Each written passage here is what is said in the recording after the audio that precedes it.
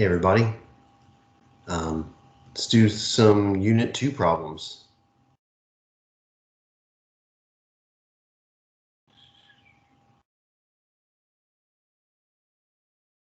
Okay.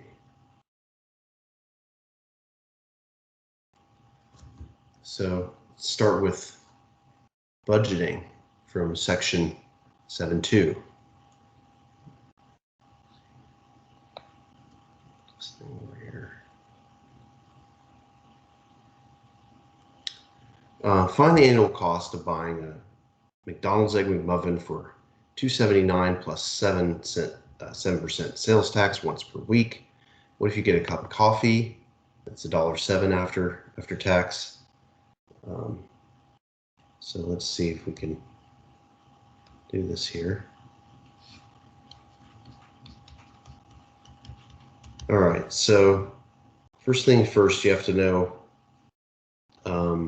how much is it per week, and then you have to figure out how many weeks there are in a year and multiply accordingly. So basically we have the cost, okay, before taxes. Then we have to add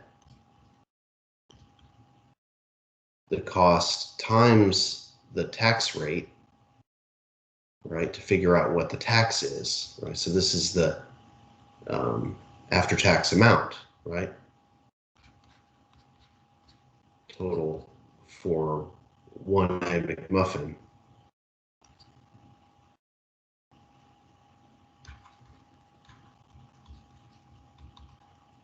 So what is that? Then we do 279.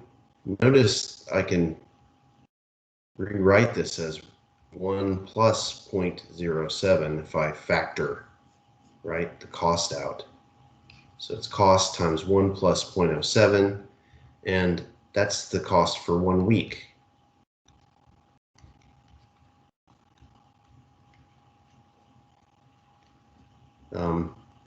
But there are 52 weeks in a year, so let's see. We're going to do all of it all at once. So let's do, we got the cost for 1 week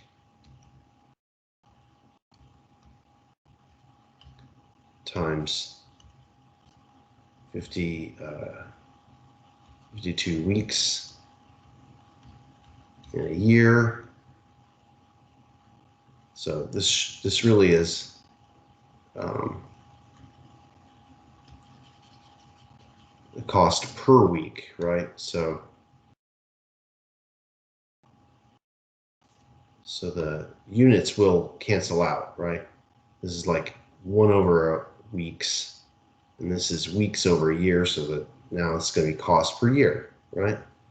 And so we get whatever we get, 279 times 1.07, which is the cost plus the tax.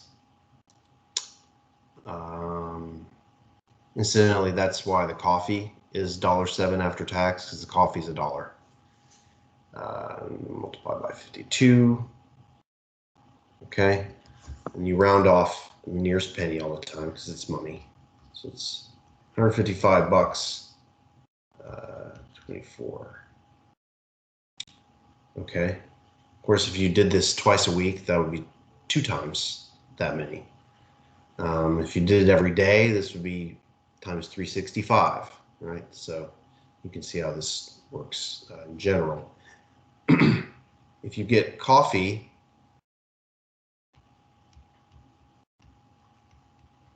you're going to add then $1.07 for 52 weeks, and you get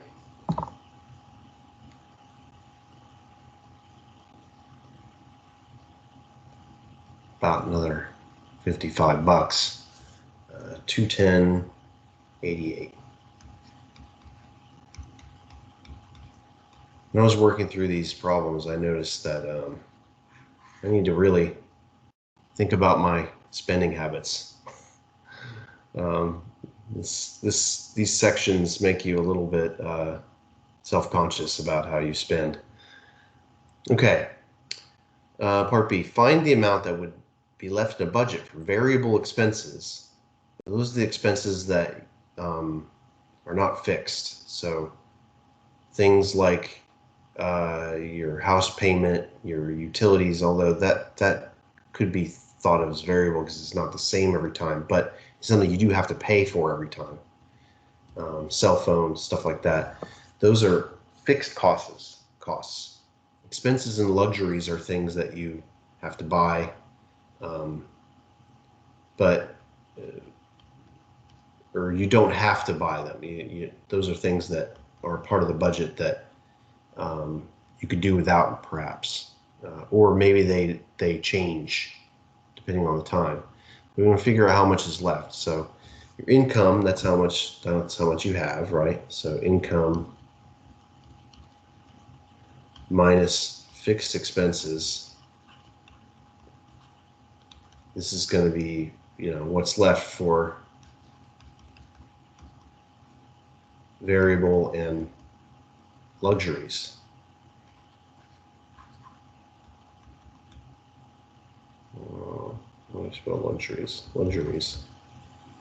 So simple enough, right? You just have to add them all up. So 4,657.27. I assume this is after taxes. You're going to take away your house payment, which in this case is 1,235. Take away the utility costs, 412.50. You got a car. You got a cell phone, or maybe two of them. You got some insurance. And you got taxes. Ugh.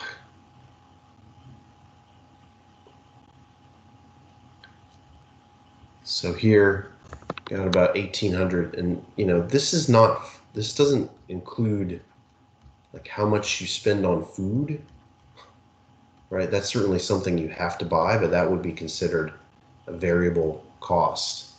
Okay, it's not a luxury. Going out to eat would be a luxury kind of thing, but it adds up quickly, right? So be careful. Find the amount that would be saved monthly to prorate the given long-term expenses. Okay, so in your homework, they have other things where, you have a big expense and you have to pay it over a year or 2 years or something like that. And you want to see how much you should save each month to figure out a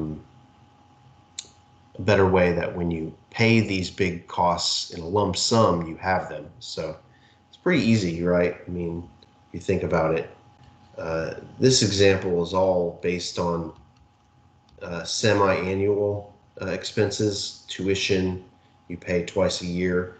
Campus housing, twice a year.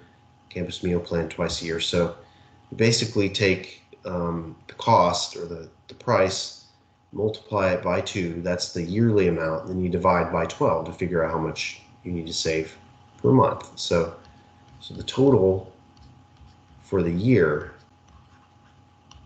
is 1,450 times 2, right? It's August and January. Housing, 2,150 times 2, that's twice a year. Meal plan, 1,475 times twice a year, right? That's the total for the year. We'll take the total for the year divided by 12, and this gives the amount per month we want to save, right? So make sure you don't make order of operations mistakes when you type these in, okay? You want to make the entire numerator divided by 12, not just one piece of it. So if I just went like this, like I'm doing here, okay? If I just did divided by 12, right? The order of operations would say that I'm only dividing this last term by 12. That's no good. Instead, I'm hit enter. That's how much money you have to spend for all this stuff. 10,000 bucks. So about $845 or $846 per month for this list of expenses.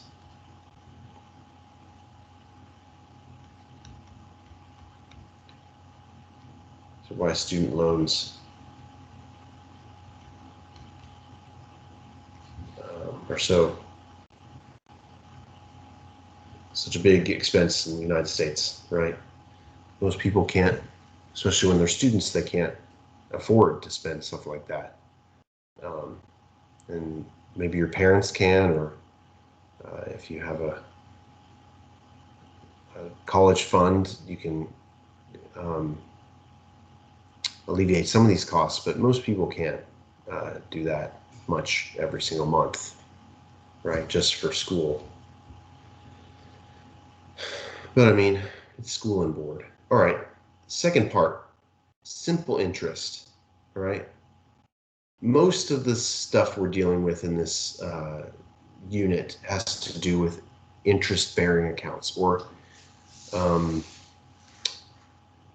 accounts in which the money accrues over time based on some rate, okay, of increase or rate of decrease or depreciation, something like that.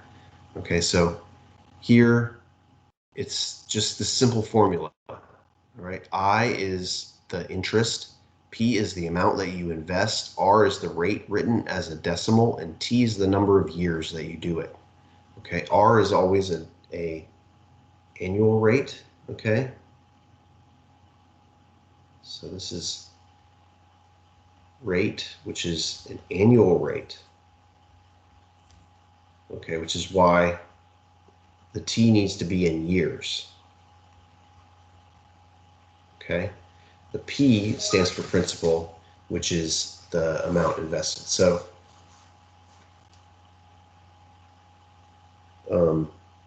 here this is just plugging and chugging into the formula, right?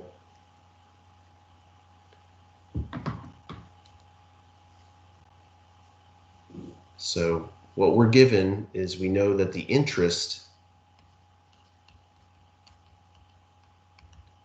is 3150.35. That's the I. Okay. The rate we don't know. That's what we're trying to solve for. The principal is 1200 and the T is 10. So we do 3150.35 equals 1200 times R, which we don't know, times 10. Resist the urge to just multiply every number in the problem together. Okay, you have to solve for R. So we're going to divide both sides by 1200 and by 10, so that's like dividing both sides by 12,000. So it turns out that R is 3150.35 divided by 1210.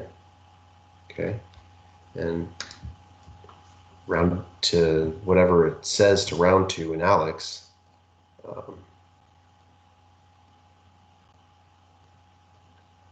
If you need this number for another purpose, then you don't want to round off that intermediate step. But here, I don't know, we're going to say it's about 26.25%. So I rounded it to the nearest 10,000th. And you could, I mean, R is a decimal. You could have written it 0.2625. Make sure that you heed what the unit is or what they're looking for in Alex. Okay, make sure your units work out. If they want it as a percentage, you multiply the decimal times 100. If they want it as a decimal, you leave it alone. Okay. Here's another example. To purchase two new copiers, a campus bookstore paid $1,350. Interest on a 7.9% simple interest on 4 years, so we want to find the principal. So the thing we don't know is the P, right?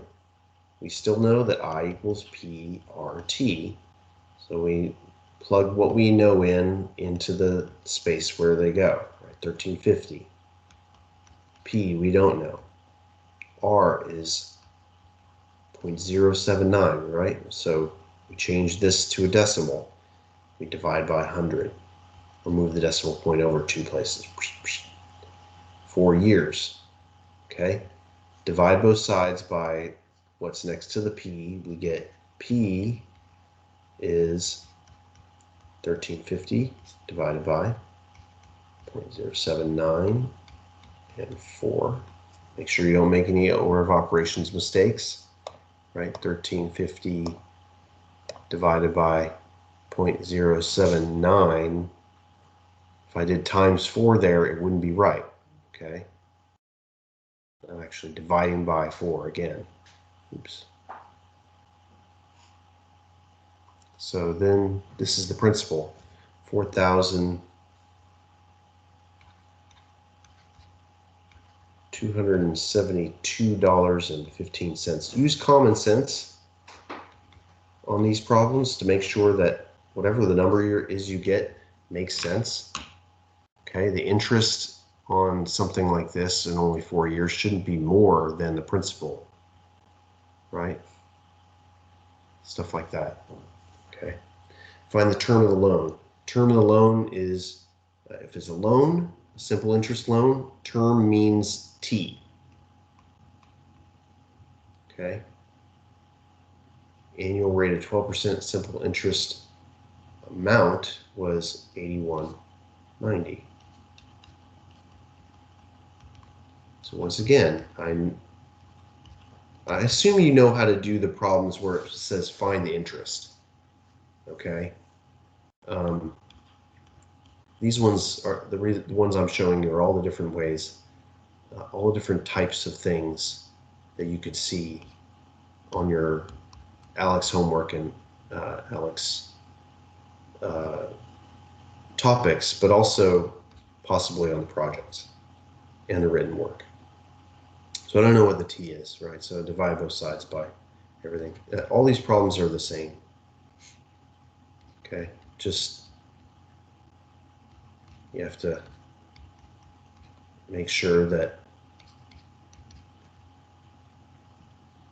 what you get in the end makes some logical sense. Like if the time becomes like 8,000 years or something like that, you know you made some sort of mistake along the way. Or if the time is less than a year, okay, that doesn't make sense either. 6.5 years. Okay, or if you want it in months, 72 plus 6, so 78 months.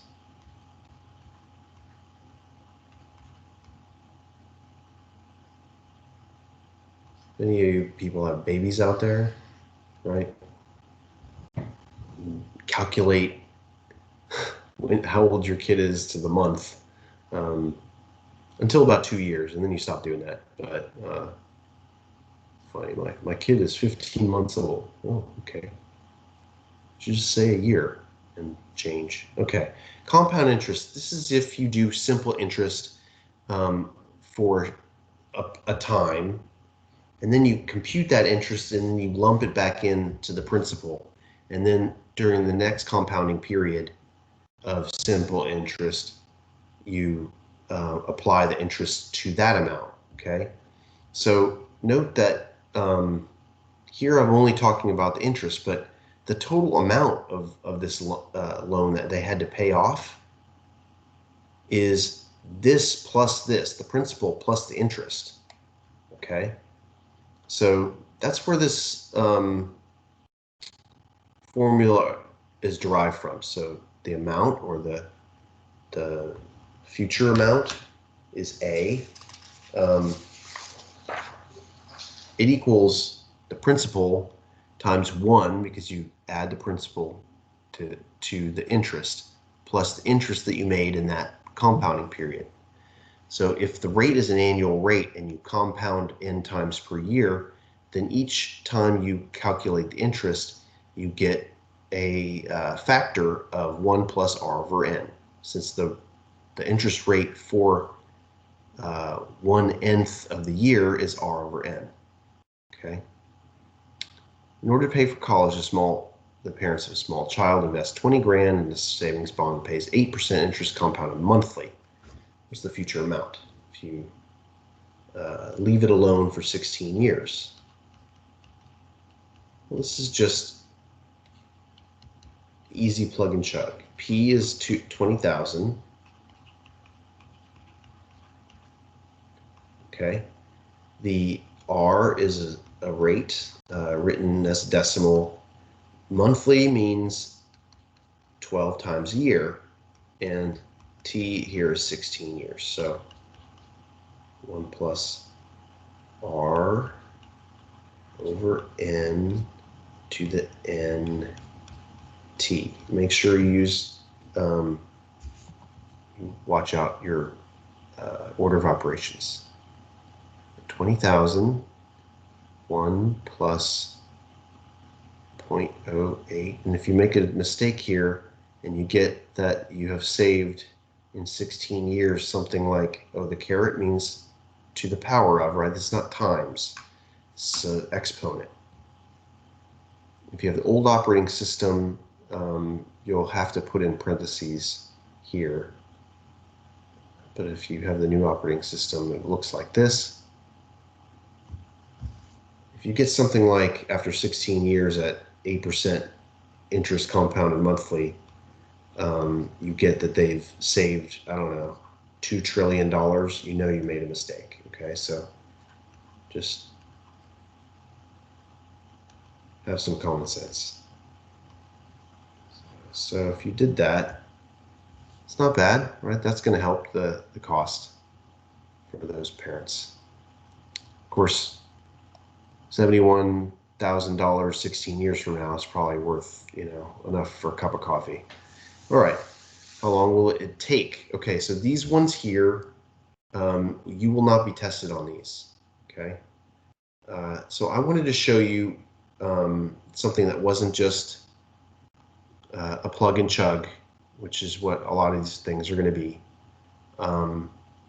So you've seen it before, but we're not going to test you on these ones because you have to use something called a logarithm. But I'm also going to show you another way to do these that might help you down the line if you want to solve any kind of equation. All right, so the investment is 10,000, so that's the P. So remember, A equals P times 1 plus R over N to NT is our formula.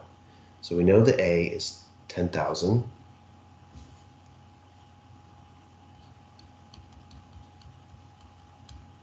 No, sorry, that's the P. What am I talking about? That's the P.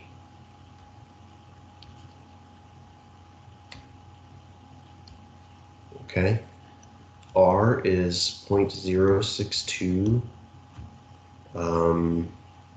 A is what we want it to get to, which is 15,000. And T is what we don't know. Right? You have to solve for T, right? So we get 15,000. Oops, too many zeros.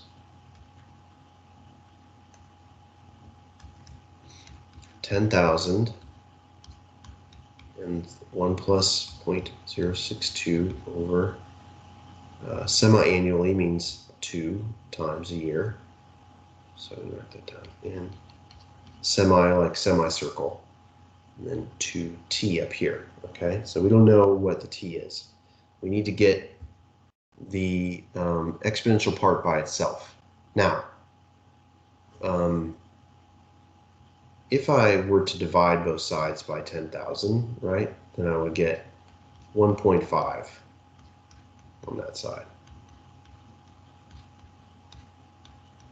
Now, in your textbook, they solve this by taking logarithms of both sides. A logarithm is something that undoes an exponential. Okay, so if I take the log base, the same base, so 1 plus 0.062 over 2 of both sides,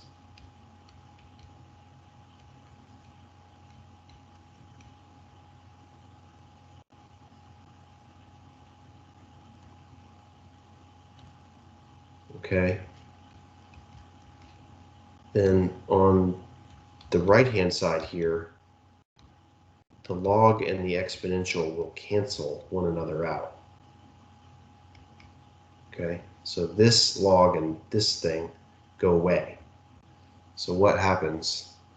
On one side, I just have some weird symbol called the log base 0.062 over 2 of 1.5. On the other side, I have 2t. I'm going to divide both sides by 2. Okay. There's also a way to rewrite a logarithm so that you can use your calculator to solve it. So on your calculator, you have log base 10 and you have log base e. If you have log base whatever of 1.5, you can rewrite it as log 1.5 over log of whatever the base is. That's called the change of base formula. Okay.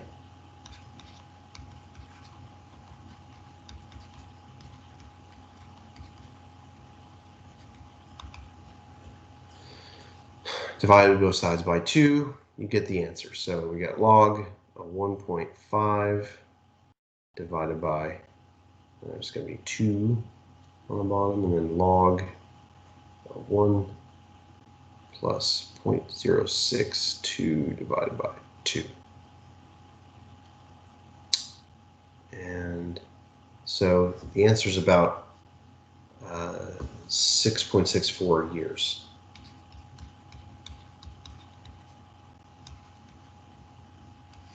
Okay, but there was another way we could have done this problem, right? Could have done it graphically. So I already know what the answer is. And so if I go to my graphing calculator, hit Y, I can graph the left-hand side of the equation, and I can graph the right-hand side of the equation on a different Y equals.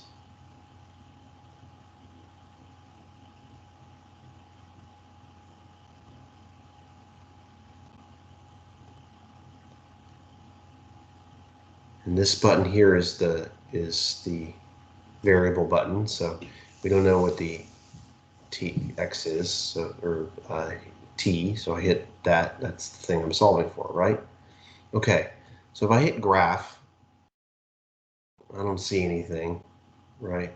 But that's because I don't have my window set up. Right here, my window is set up to only see between x is -10 and +10. Y is -10 to +10.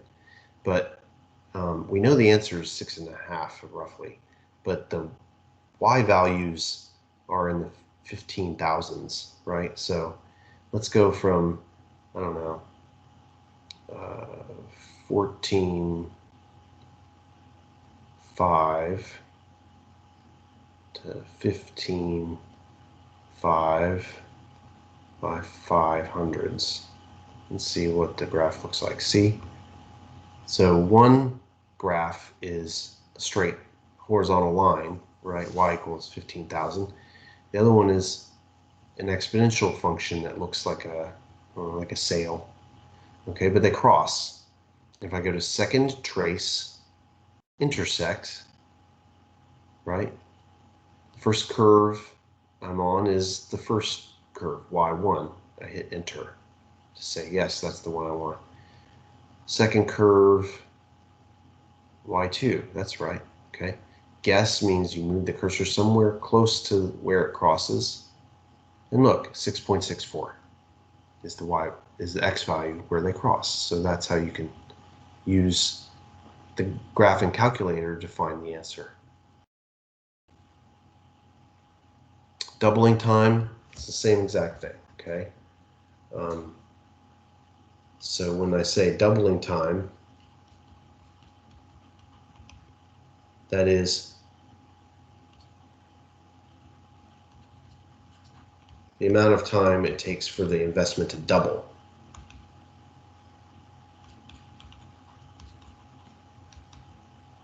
Time for P to go to 2P, right? So 2P equals P equal times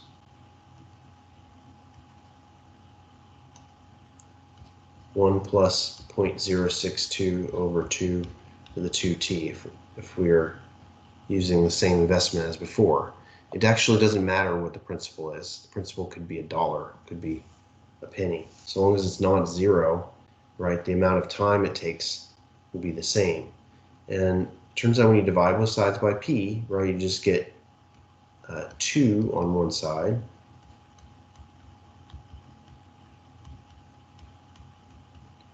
And then you can do your trick with the logs, right? So log base yada yada, log base yada yada, we'll cancel that part, okay? And so you're left with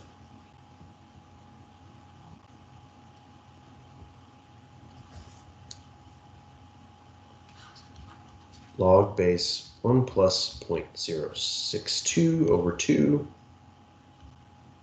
of 2 equals 2t, divides both sides by 2. So this 2 is because it means doubling. If you wanted the tripling time, it would be 3 there, and then it would be a 3 there. So anyway, you could find a formula if you needed to. So using the change of base formula, this time instead of logs, I'm going to use ln's. It doesn't really matter.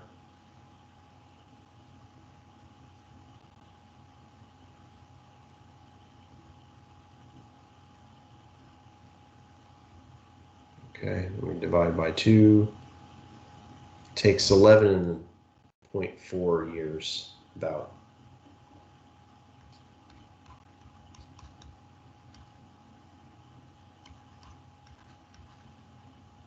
For the investment to double, okay?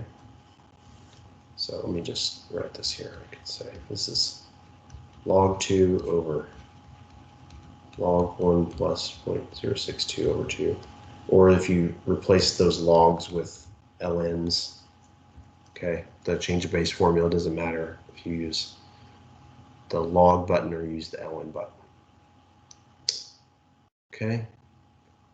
Installment buying. All right. Section 7.5. This is like credit cards, and later on, you know, mortgages or right now loans. Okay. So in total installment price for an item is the purchase using financing or installment plan. It's the cost of the item plus whatever finances. Okay. So if a student needs to furnish her apartment, she decides to buy $2,000 worth of furniture and puts down 15%. She will finance the rest of the balance at a rate of 8% simple interest. Find the down payment, the total installment price, and the monthly payment. Okay, so the down payment, right, is, they said 15% down. So it's just 2,000 times 1.15, right? So you get how much is down. It's, that's how much you paid right then, right? $300. So that's the first answer. Okay. The total installment price, though, is the price. Let's see. Wait a minute.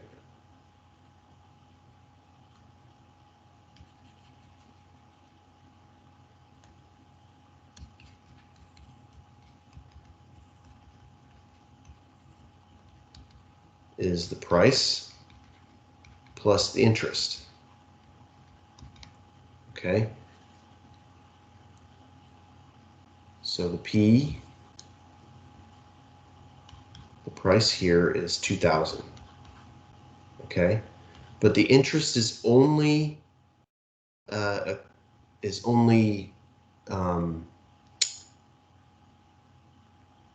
it only affects the part that isn't put down, right?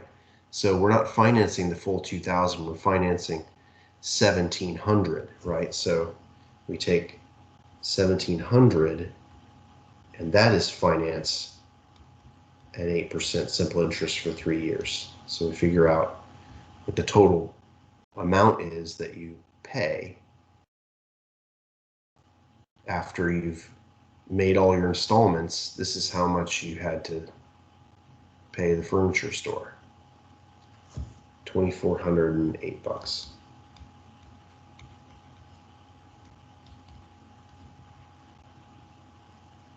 Okay, so the monthly payment, though, is the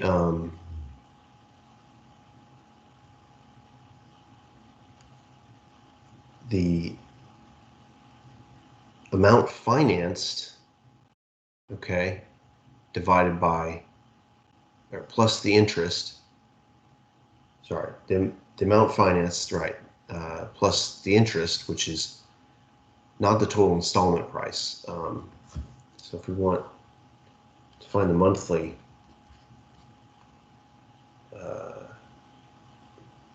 payment, you need the amount financed plus your interest that you pay, and you divide that all by the number of months in the installment plan, so the number of installments.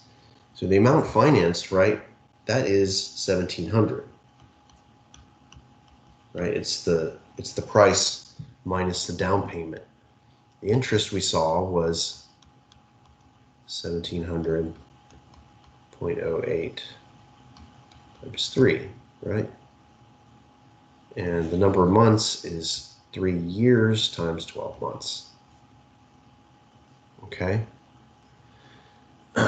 So the total amount financed plus the interest, sorry, the total installment price is this, but if you just take away the down payment from that, now you have the amount financed and the interest. Okay, and then we're going to divide that by 36. You get $58.55 a month.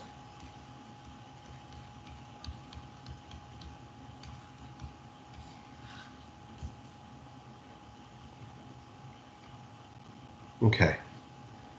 For the month of July, the unpaid balance on Steve's credit card statement is $1,568.75. This is called the unpaid balance method of determining interest on a credit card or installment plan. So the way this works is you have an unpaid balance that accrues some interest rate.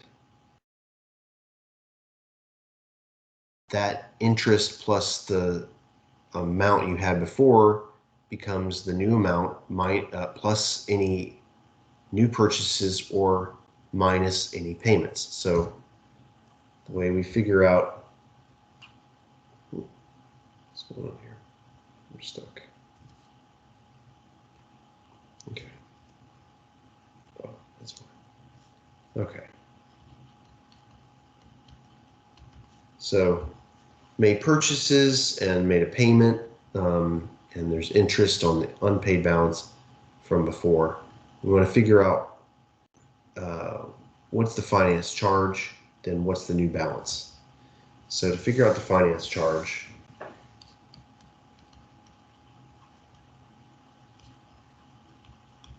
it is the interest on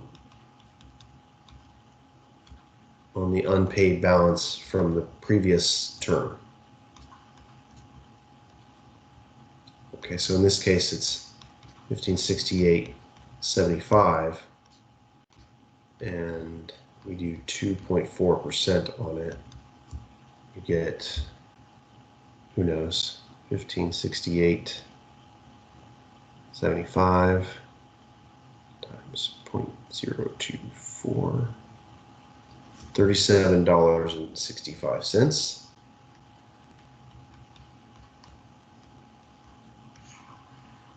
Okay, and to get the new balance, right?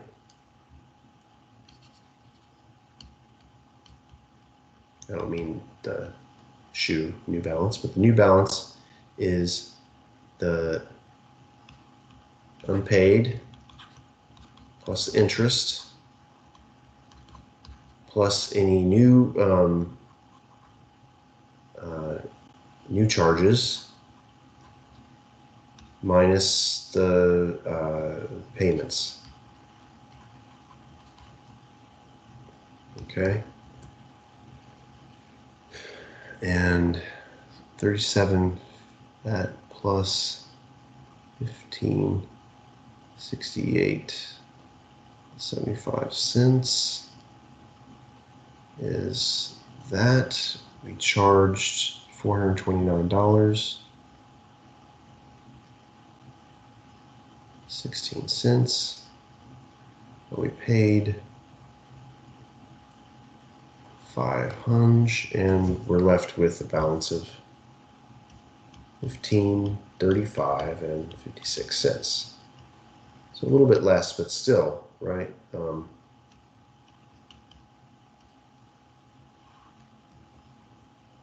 Sort of running to standstill. Okay, that's what's hard about credit cards. All right, another type of installment that's different. It's much bigger, much longer installment plans. It's called a mortgage. We use these for houses. Okay, car loans are usually done similar to what we did with this credit card thing, and simple interest on car loans is sort of like what we did up here.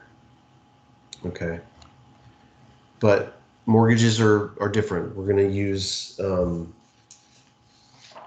some complicated formulas, but you know the formulas are in the book, and you just need to write them down and be able to use them. Okay, so house sells for $167,000, 12% down.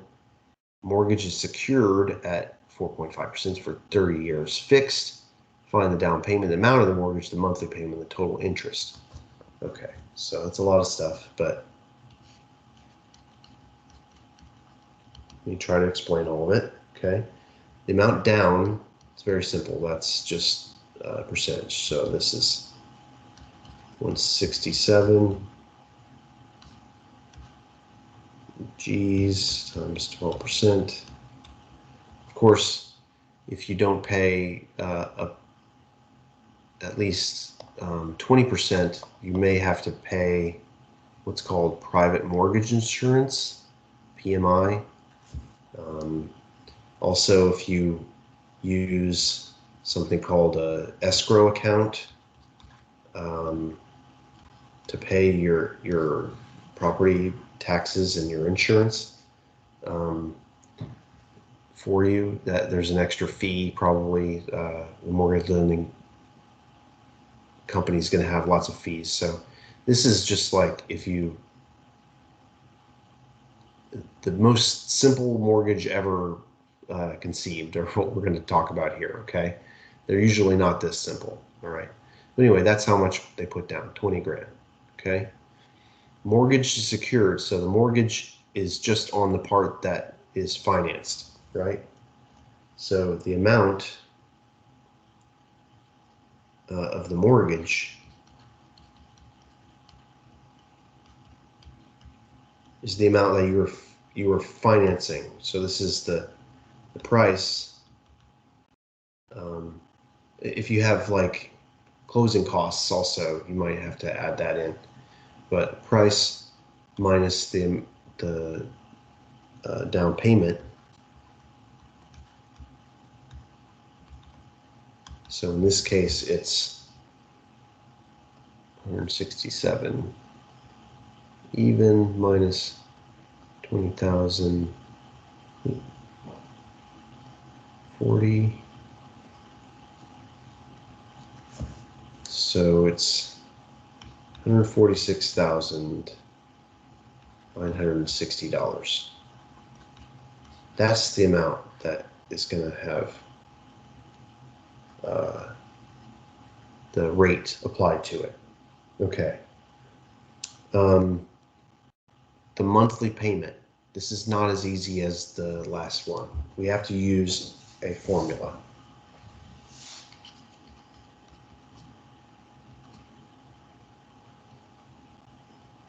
Monthly payment formula. And later when I talk about it, amortization schedule, you might see why it's not as easy as doing what we did before, which is find the total price where we do like the compound interest and divide by the number of months. It just doesn't work that way. Okay. So this is the formula, and it's in your book. Okay. Let me write down all this stuff. So R, what is it? It's the monthly payment.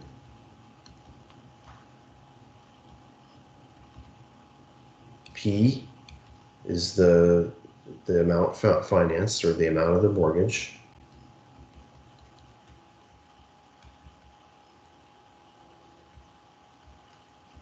Okay. R is the annual rate as a decimal.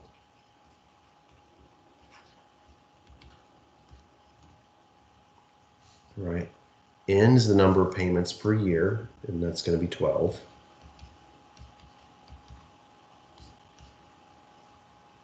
Well, in general, right? I mean,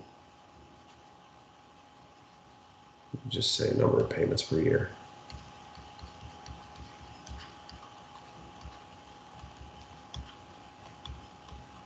We're going to pay once a month, so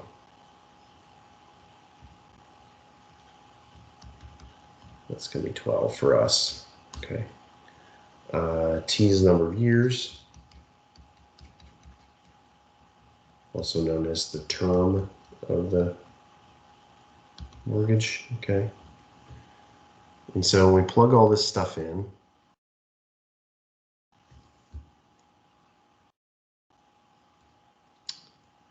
that is the P. So what would you say? 146. So let me maybe I can write it here. Okay. So R is 146,960. That's the P. R is 0.045.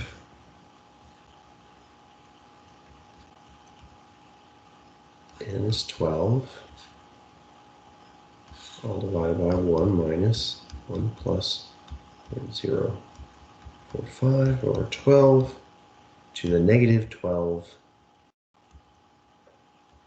times 30 in this case. Okay. Let's see if I can do this. 0.045 over 12. That's the numerator. We're going to divide that by 1 minus quantity 1 plus 0.045 over 12, all raised to the negative 12 times 30, and then I want to close the parentheses. I get $744.62.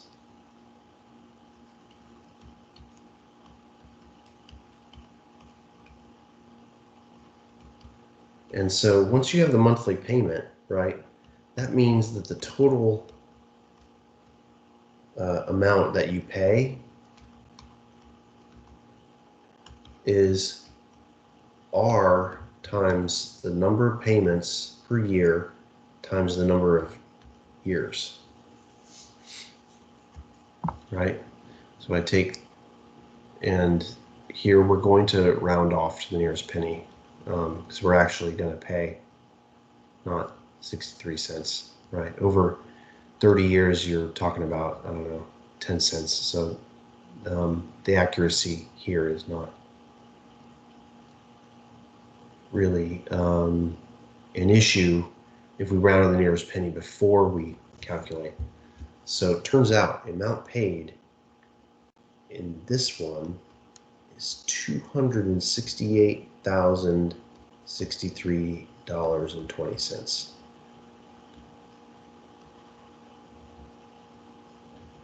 And so if you want to know what the total interest paid is, you take this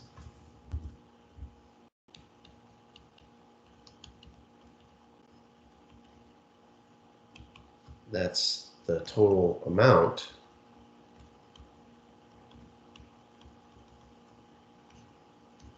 minus the mortgage amount.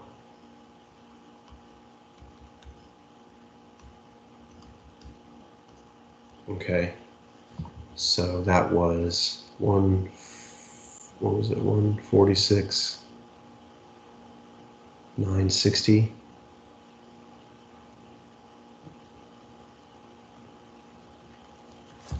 So $121,000 of interest. This is why banks exist, right?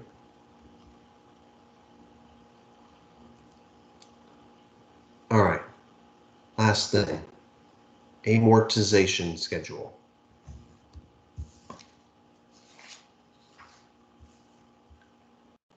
So there's a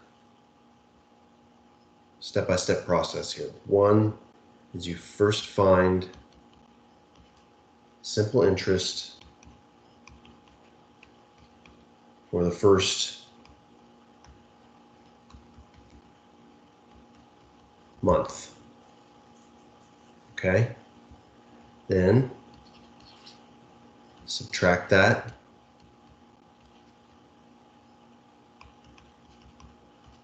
from your monthly payment.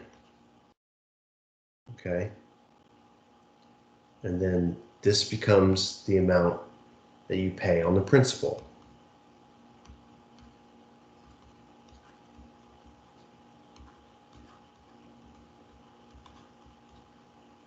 All right, so this is the amount of interest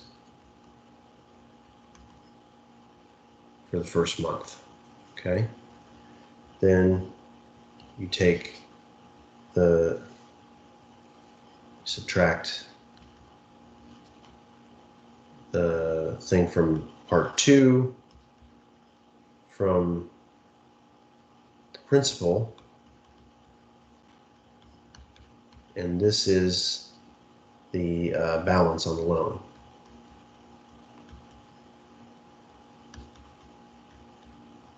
And then 4 is you repeat as many times as you need. Okay, so we have amortization schedule. It's a grid. We got a payment 1 and 2. We're only going to do the first 2. Okay, we got interest paid,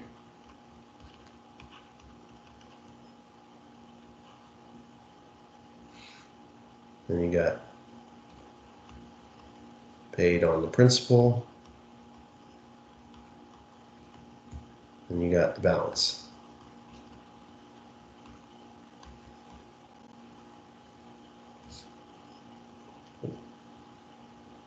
Stop that.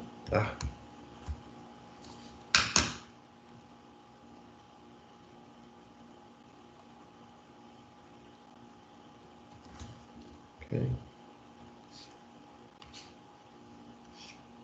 All right. So first I take simple interest, right? 146,960. That's the principal times the rate, which is 0.045, times t, which in this case is 1/12. For the first month, that's $551.10. Okay, we take the monthly payment, take the interest charge off. That's how much we pay on the principal. And we take that away from principal.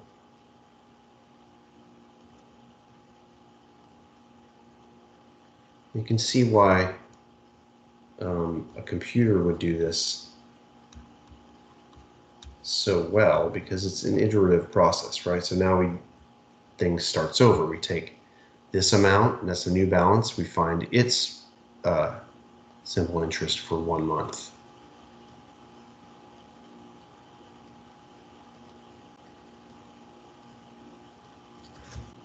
Okay, so 550.37. We're still paying more on the principal, or sorry, more on the interest at first than we are paying on the loan. That's the way this works.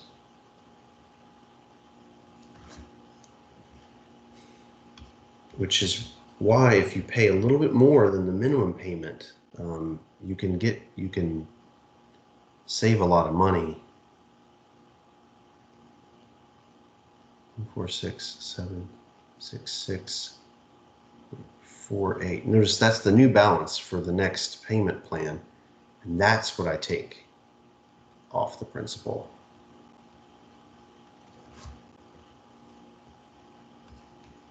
So if you can pay a little bit more than the minimum payment on a loan each month, you pay more on the principal, which makes the balance on the loan go down, which makes the interest that you have to pay each month go down, and you pay off the loan faster. Anyway, I'm all out of time. I hope that this helped you, and